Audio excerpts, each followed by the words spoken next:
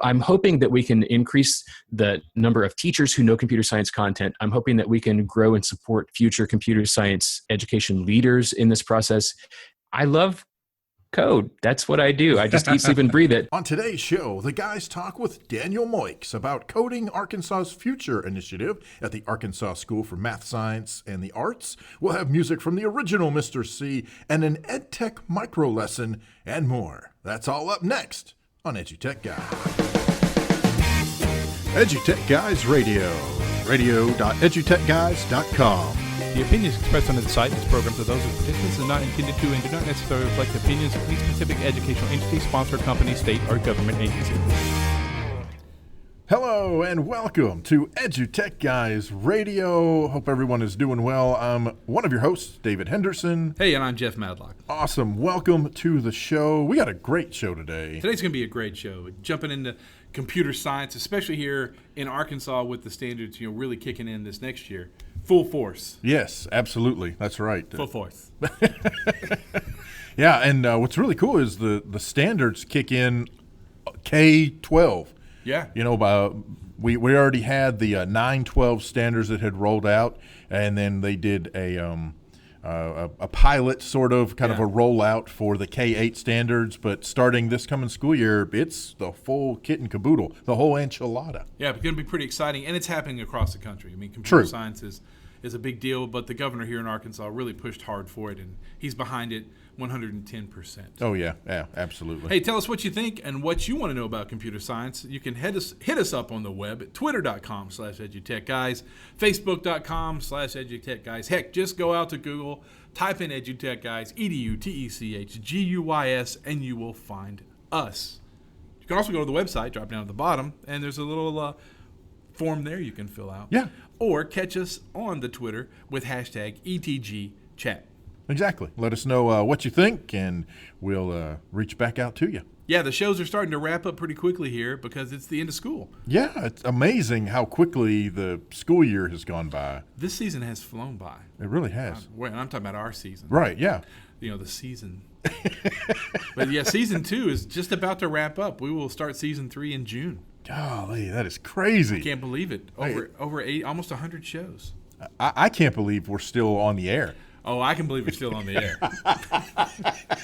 I mean, but now that Trump's fired the FBI guy, and we could have some jackbooted thugs in here any day shutting us down. That's true. You never know what's going to happen around here. Zoinks! Oh my gosh! It's the shadow. It's the Phantom. Nice. Cool. Hey, listen, we're going to drop out to a quick commercial, and then we'll be right back with Daniel Moix and Coding Arkansas's Future here on radio.edutechguys. Thanks for listening to EduTechGuys. Reach out to us on Twitter at EduTechGuys. Head over to Facebook, facebook.com/EduTechGuys, or cruise on over to the website, www.edutechguys.com. Hey, today on the show, we have a really special guest who was brought to our attention. Actually, we've heard the name and we knew what he was doing because of coding, what's happening in Arkansas with coding and students right now. But Luke Irvin, a former student of mine who was in my band when I was a band director way back, great tuba player, great guy. Luke, who is a coder himself, introduced us and got us together, and I'm glad he did. It saves the time for us trying to hunt him down, because he's a very busy man. But today on the show, we have Daniel Moix, and we're going to let him tell us who he is, what he does, all about himself. So you have the stage. Hey guys, thanks for having me. I am Daniel Moix. I only get 4 letters, so you have to say them all. I am the director of Coding Arkansas's Future at ASMSA, which is the Arkansas School for Mathematics, Sciences, and the Arts in Hot Springs. ASMSA has forever and always required our students to have computer science to graduate. And I taught computer science here from 2003 to 2010. And when the governor's coding initiative came through, ASMSA reached back out to me and said, "Hey, can we get you to come help us support other schools? Because we're good at computer science. We've done it forever, but other schools are just struggling and just getting started." So I guess what we do in Coding Arkansas's Future is help schools make a good computer science experience for students in starting out in high school and now also working at the middle school level. That's cool. Awesome. Yeah. And that's true. ASM, it's such a mouthful. The Arkansas School for Mathematics, Science, and Arts. See, I can say that easier than I can say ASMSA. I said it that time. Has always been a great cutting edge. A lot of our students have gone there. A lot of my students have gone there. In fact, one of my students, I'll throw out his name, Blake Montgomery, is back here as a lawyer already. I taught Blake. You taught I remember Blake. him fondly. Yeah. Blake's one of my former band kids and worked for the tech department. Really sharp guy. But okay, so let's talk Coding Arkansas's future. So what is Coding Arkansas's future? Well, it's an umbrella of programs that are working together to prepare teachers and to equip classrooms and students with what they need to learn computer science and to teach computer science. At the core of our program, we do teacher professional development for the high school courses. For the last 2 years, we have had cohorts of teachers who've been working with us in a year-long mentorship arrangement to teach the essentials of computer programming class. But starting next year, we have a whole new set of state standards and new course codes and all the fun stuff that goes along with that. So our mentored cohort will be teaching Computer Science 1 and 2.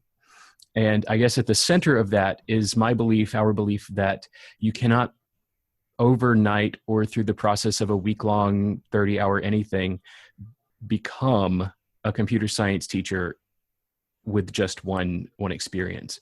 So our program works, we do have a 30-hour boot camp, but that 30-hour boot camp is just getting you acclimated to the tip of the iceberg, and we work all year long to grow content competency, pedagogy skills, and confidence in our partner teachers as they sort of team teach the class in a blended learning environment. So there's part of the content comes from me, part of the content it reaches the students from the partner teacher, and as the year progresses, those teachers grow in confidence and capability with the vision that the next year they're teaching that content independently with just the occasional phone home for questions or things like that. So that's at the core of Coding Arkansas's future, is helping high school teachers become computer science teachers. And then we also, real quick, so real quickly, is this something you've already started? You're already working with schools, or is this something that's coming down, like starting this summer?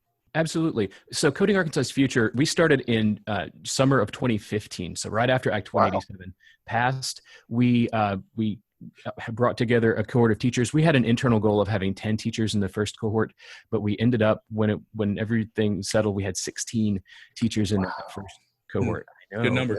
I twice as many works for me. Yeah. So the first cohort enrolled, and they attended their boot camp, and we sent content to their site through our platform, and surprisingly things worked. And we learned a little bit along the way, and then at the end of the first year they were ready to be they said I pushed them out of the nest. They were ready to teach computer science. They are computer science teachers, but they wanted to come back and do the mentorship arrangement one more year, but they need to teach. Yeah. So I had to make room for the next cohort. So the second cohort is just about to wrap up its first year of teaching computer science, and we're onto something with this mentorship model. So it's blended learning, it's team teaching, it's long-term mentorship that you really build and foster relationships with teachers who then can build and foster relationships with students, and we're really proud of the model that we have together. So the high school piece is 2 years old, and we currently have around 50 teachers scheduled for our next cohort, and we are internally working at and how we can effectively scale our mentorship piece. Because once you have the content created and ready, that's easy to scale up. But supporting a larger cohort of teachers is what we are trying to work on doing effectively right now. Cool. So I have 2 questions. First question. So when you're training these teachers, is it more facilitator heavy, getting them into it, knowing that they'll love it and they'll get even more in depth? Or is it straight out of the box, let me teach you coding so that you can therefore go forth and teach coding? There is so much that's not computer science content that we cover in the boot camp in summer. Teachers come expecting to learn everything and go home and be experts, but the first couple of days are unpacking anxieties and talking about what's scary about teaching something that you don't know, what's scary about this discipline, what are some misconceptions about computer science, and coding with quote fingers around it, and then looking at how do you effectively navigate this platform and this environment and this modality of learning, and how can you keep your kids successful when they have an aspect of control over the sequence and pace of what they're learning and how they're doing it. So a teacher who is used to having every student on page X on paragraph Y is not going to be just the super happiest camper on the first couple of days of the workshop. But we work to transition people into teachers who are comfortable with controlled chaos and letting students learn in a messy way. That's cool. That's good to hear. And that's a big part of it, is the comfort of teaching it. So so the next part of that question, which I think rolls us right into it, is engaging the students. How do you prepare the teachers to engage the students to get them excited about computer science? So it's largely a question of who shows up on the first day of class. And so by the time the teacher reaches me for the workshop, they've received a lot of communications via email, but they don't really have a feel for what they're getting themselves into. And the course selections have already been made by whatever process happens on a campus. You're either soliciting volunteers and doing recruiting, which we distribute a little bit of course description materials and things like that. But largely it's the computer put me in this classroom, or the counselor hates me, whatever. You wind up in a computer science class, and you're teaching students who have ended up there. It's largely recruiting the second season of kids where the magic can happen. And by giving the students who are in the classroom interesting, meaningful, like real problems to solve and stuff to create that you want to go show somebody, like, look at this thing, I made a mobile app, or I made this animation, or I'm solving this problem that I had in East class with this new technology that I learned. If students are showing off the things that they're making to their friends because they're passionate about it and because what they're doing is worthwhile, that goes a long way in recruiting. Another piece that I am particularly careful, cautious, and concerned about is that schools not put the kids that you would expect to put in a computer science class in a computer science class, but that you make the opportunity available and welcoming to all students, and that every student feels welcome in a computer science class. So a piece of it is, in our workshop, we talk about how do you make the space open and welcoming? How do you use events like Hour of Code to bring in people who might not just open the course catalog and pick it, but once you've got a taste of it, you might want to find out more. And then also through some of our other programs, like Coding Reality, and the Dare to Code boot camps that we're doing, we're hoping to equip schools and teachers with strategies and resources to reach out to the younger students and get them engaged when their minds are still open. Cool. Other outreach programs that you guys use, or any partners that you partner with, to bring it to get more people involved and get the students even more excited about it? Well, we have a partner called Apps for Good, which is from the United Kingdom.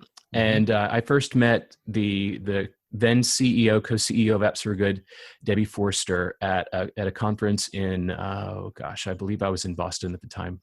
And I told Debbie, we're doing really cool things in computer science in Arkansas, and I would love to put Arkansas on your map. I had a cohort of 16 teachers that I wanted to pilot her program with. She's like, whoa, back up. Yeah, she said, wait, where's Arkansas? No. Arkansas. Just kidding. She had been to the U.S. She said, I've driven through Arkansas, but I didn't realize people drove to Arkansas. That's good.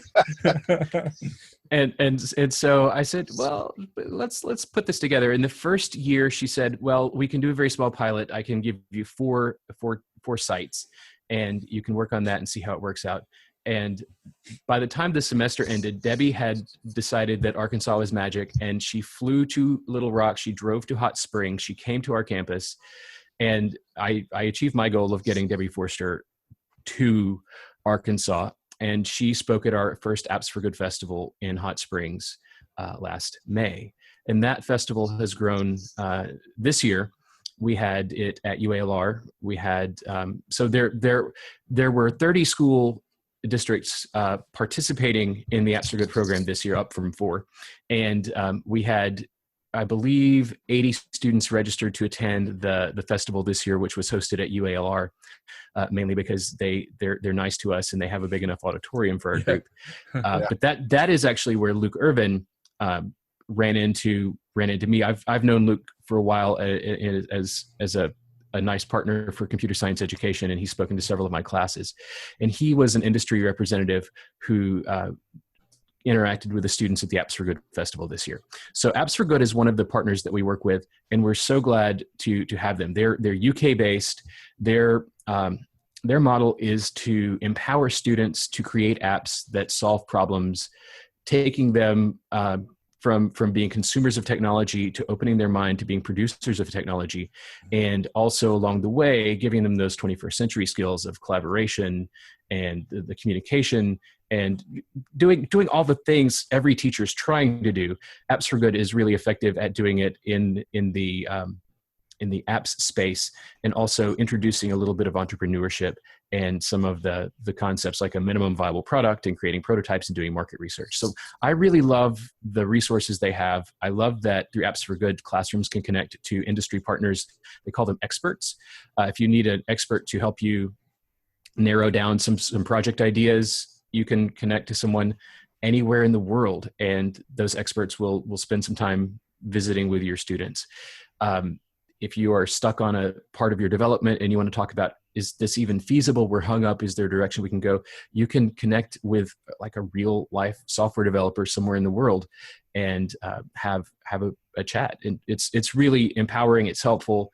And I'm so glad that Apps for Good is working with us now and in the future. That's awesome. That's very, very cool. So let's talk about a few others. Girls Code, Project Mars. You guys have a nerd camp coming up soon.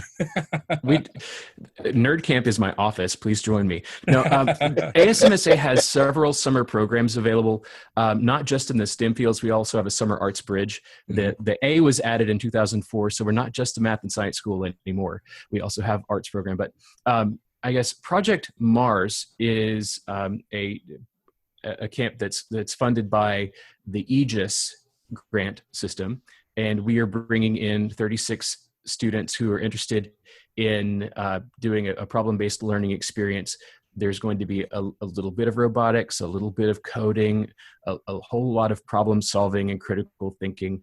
And all of the 3 camps that we're talking about here are for rising sophomores. So if you're a 9th grader going into the 10th grade, we would love for you to come to our website, look at the options available, pick one that you think would be a good fit for you and your student, and sign up.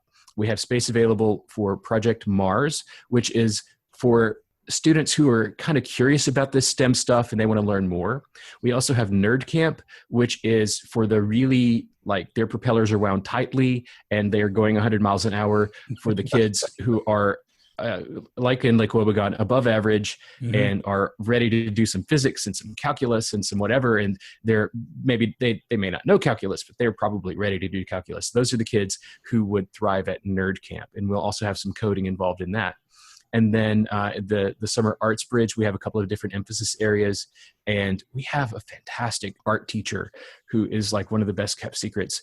And he brings, guest artists in to display some of the work that they do.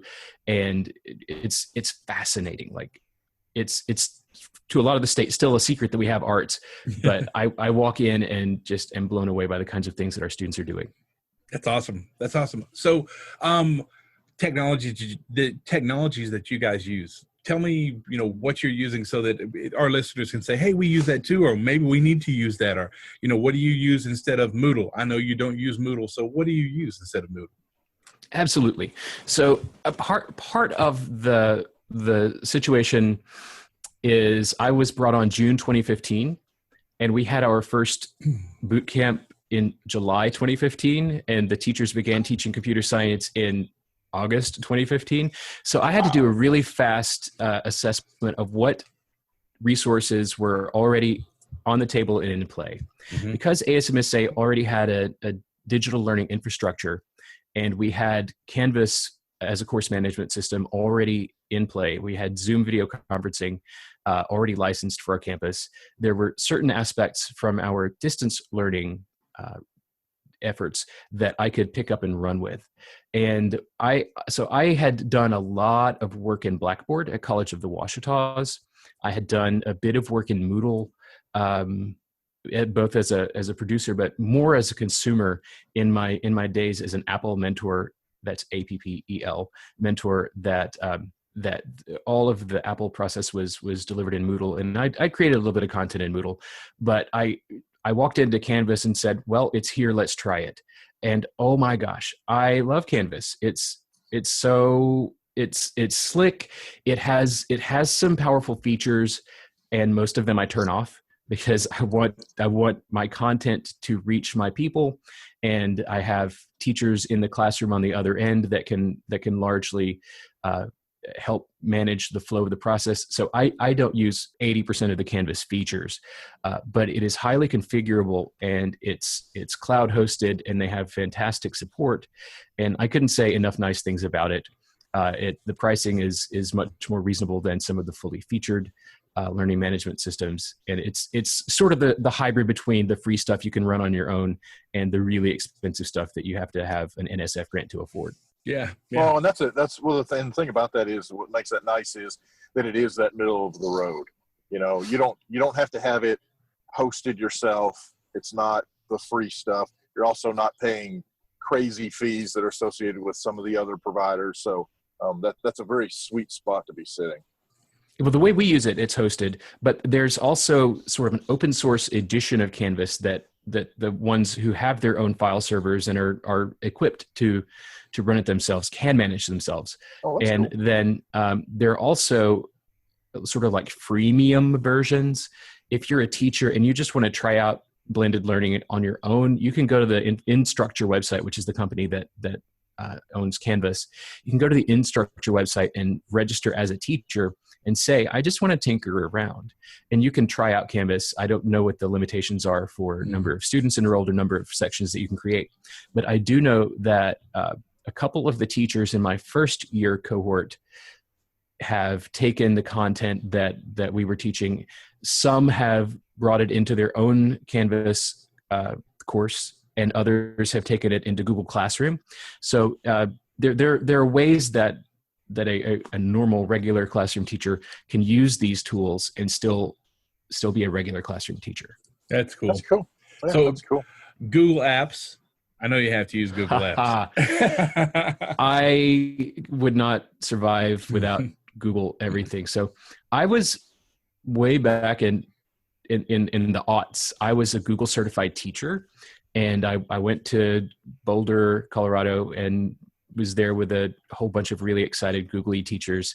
And then as soon as they opened the Google certified trainer program, I took all the tests and did the things you had to do to be a Google certified trainer. And I've done a whole lot of Google PD. I am not just an advocate for Google stuff. I live in Google.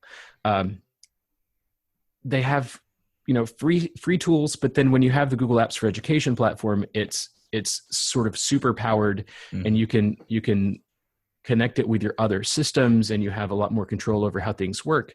And I use Google Sheets, I use Google Forms, and then I use some of the plugins like Form Mule, which can kick off an automatic email as soon as a form is submitted. And with Form Mule, you can create different templates. So if I have someone who's registering for a workshop or something, I can send them back a confirmation, additional next steps. So then I have a lot of people that I keep up with, and sometimes they need Daniel Moix to email them and go, "Hey, Jeff, how are you doing today? Are things okay?" And Google makes me be able to be in more places than I can be at once. And a lot of email you'll get from me is not really from me. It's from the computer. Yeah. The computer's pretending to be me. But if you're careful with how you write your mail merges, it can almost seem personal. And pro tip, which I picked this up from Flubaroo a long time ago. If you've ever used Flubaroo, there's a hidden column in Flubaroo's spreadsheet where you can go add specific feedback to individual kids. So a lot of times if I'm mail merging a note to somebody, I'll put a PS down at the bottom. Just everybody has a different PS in that column, and it feels like I've written you an email. That's perfect. If you get an email from me, it's highly likely that a computer sent it to you on my behalf. But the PS is somewhat personal, so that worked out. Yeah, it's the Moix bot at work. Yeah. Yeah. And so I used to teach the Oracle database course, and I'm super skilled with queries. And I love that Google Sheets can behave a little bit like Access in that there's a formula for query, and then you can write a query that pulls up all kinds of stuff. So I may have a Google form that is my database, and then I might have 5 or 6 tabs that show me different views or aspects of that data. So if you've registered in this big table, I have a June section tab and a July section tab and not paid tab, and I have a bunch of different views of that data. And I love the fact that I can query it. What else is, so I call the scripts the duct tape of Google Apps, because you have spreadsheets and you have documents and you have mail and calendar, and it's the scripts that you can sort of get there and duct tape together a functioning system. And the add-ons is the sort of commercialized version of scripts. So I was scripting when scripting wasn't cool. But it's handy stuff, and I love it, and I can't live without it. Yeah, that's what a change it's made for education. Tell us what's next, and tell us about your grant and what's happening, what's coming up, what's next for you guys. Sure. The big news is that we received a $34,600 something grant from Google to help continue growing the community of computer science educators. And through our Plus mentorship model, which I described a little earlier, you kind of have to make a big time investment, and your school has to be behind you, because you have to have a classroom full of kids. You need to have a period or more out of your day. You need to all be, pointed in the same direction. But a middle school teacher who has aspirations of teaching high school computer science one day doesn't really fit well in our model. Or a teacher who's in a district that already has a different curriculum. It could be Project Lead the Way. It could be that the district is bought into another digital learning provider and the teacher doesn't get a say in the matter. If they want to learn computer science, the mentorship model that we've been using, what we call our Plus model, isn't a good fit for them. So I wrote a grant to Google for their CS4HS program. And in North America, there were 27 sites funded this year, each getting at most $35,000. And what we are doing with that money is enabling the rest of the people who want to learn high school computer science to learn it in the same method that our kids are learning it, which is in a digital learning environment with some lead learners, some people who don't know all the answers, but who are at least a couple of pages ahead of you. So we have an unlimited number of slots for people who want to enroll in our online course. And it's the same Computer Science 1 and 2 course. The same Computer Science 1 and 2 course that are going to our partner schools. Teachers can enroll in it and learn along with it. We have weekly Zoom sessions scheduled in the evening time that'll be facilitated by our lead learners, who are teachers who are teaching this course to their own students who have already been through the CS Plus program before. So they know the struggle that learning online entails. They know the struggle that their students are facing, and they've been there before and they've experienced it themselves. So I'm hoping that we can increase the number of teachers who know computer science content. I'm hoping that we can grow and support future computer science education leaders in this process. I love code. That's what I do. I just eat, sleep, and breathe it. And the reason I'm not in industry someplace writing software is because for me, the process of seeing someone grow in ability, that teacher fuzzy, good karma, light bulby stuff is what I get from seeing people learn computer science and learn to teach computer science. That was our perfect soundbite. Thank you. We'll use that at the beginning of the show. So that's perfect. That's really great stuff. Your excitement and your charisma in this area just shows. It's definite that you love what you do, and that's a really big deal to us. Thanks for sharing your journey with us, your EdTech story. We're going to throw out everything on the web. The Aegis Project Mars Camp, July 16th to the 21st. The Nerd Camp, June 18th to the 23rd, and the Summer Arts Bridge, June 18th to the 23rd. That's all three great things going on at your house, ASMSA. Thanks for being on the show, Daniel, and we'll be back in touch with you soon to find out more. Thank you so much for having me. It's been great. Hey, you can keep up with everything that Daniel's got going on over on his website. It is moixland.com, MOIXLAND.com. For more information, a lot of cool stuff. Yeah. And we appreciate him coming on the air and sharing all the stuff that he's doing with AMSA. And we probably could have talked another 20 minutes, actually. Yes. He's got a lot of stuff cooking up there at ASMSA. There you go. I couldn't say it. That's the Arkansas School for Mathematics, Science, and the Arts. There you go. So, yeah, check him out there. Awesome. Hey, right now, we've got music from the original Mr. C. This is PEMDAS and Order of Operations.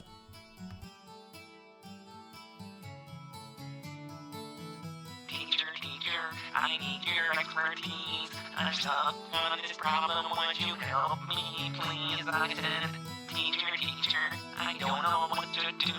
I'm looking at this problem and I'm feeling real confused.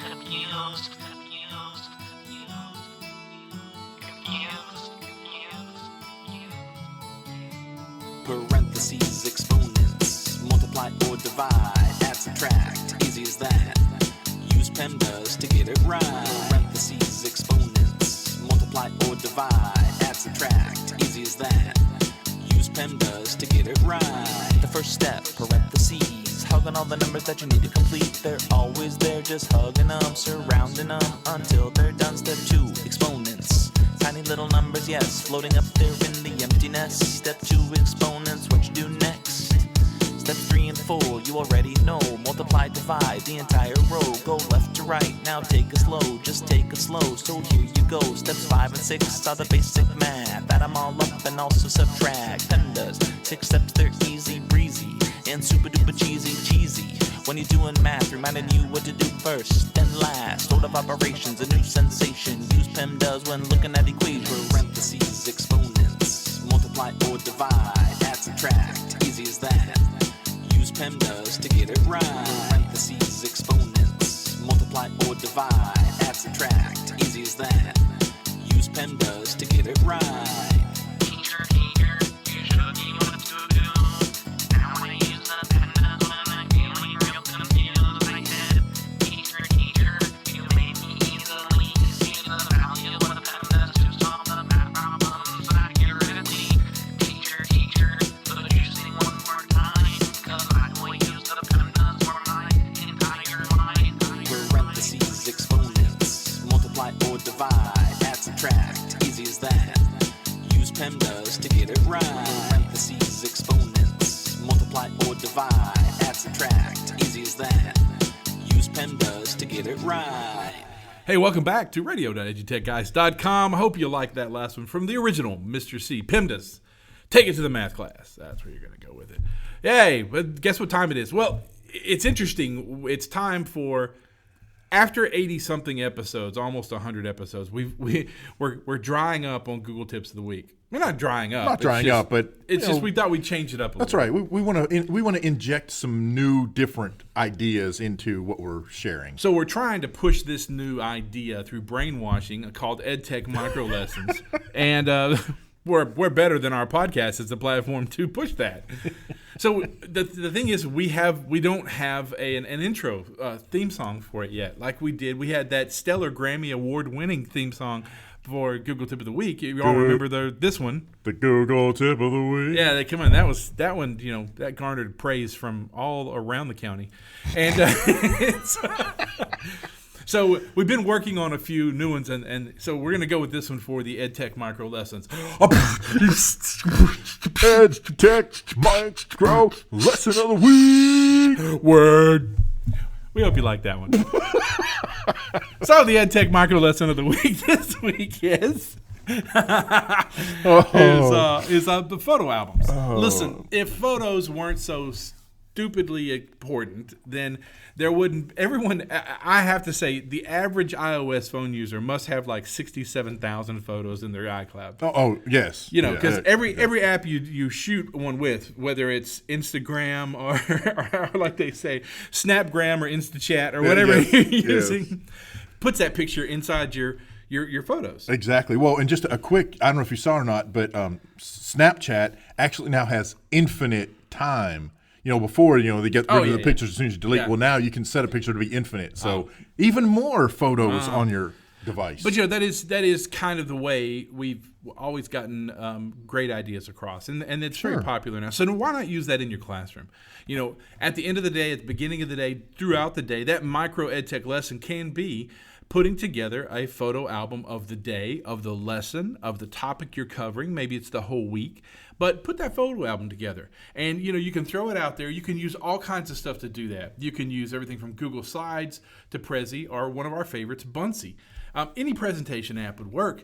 But then what's great is you can share that with the parents. And that helps keep that old refrigerator a little less cluttered at the house. Exactly. It's all on mom's phone and dad's iPad. So that works out pretty well. Well, what's really cool about all that is that you can get the students involved. So if you're in the middle of working on some kind of a project in the classroom, or you've got groups of students working on various projects, they can just bust out their phones and start taking pictures. Now, there's privacy issues or maybe potential security issues, those types of things. Yeah. So one of the learning processes of taking the pictures is teaching the students how to take those cool group shot pictures where you don't actually see the faces, kind of the over the shoulder, or you're focusing in on the student work that's happening on the table without getting those student faces or any, identifying stuff. Yeah. So, there's all kinds of ways you can incorporate photo albums into the classroom. Yeah, you can actually start that with your digital citizenship lesson that you might be teaching, hint, hint.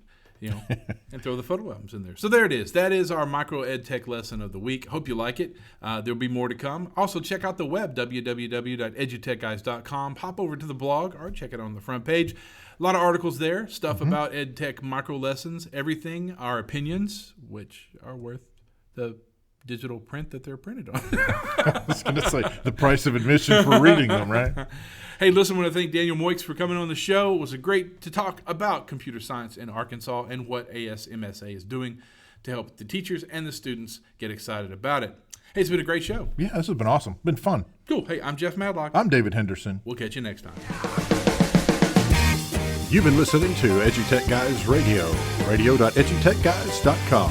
The opinions expressed on this site and its programs are those of participants and not intended to and do not necessarily reflect the opinions of any specific educational entity, sponsor, company, state, or government agency.